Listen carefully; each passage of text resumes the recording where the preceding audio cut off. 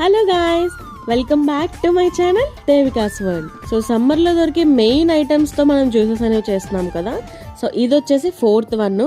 అసలు mango season ఉన్నప్పుడు మ్యాంగోతో juice చేసుకోకుండా ఎలా ఉంటాం చెప్పండి.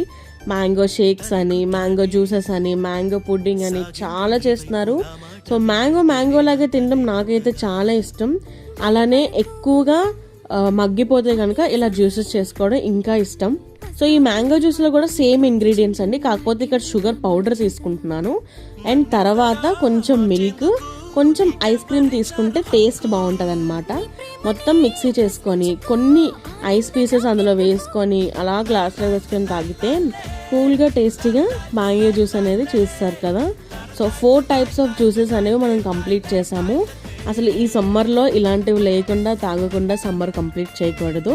Please subscribe for more videos. Thank you for watching.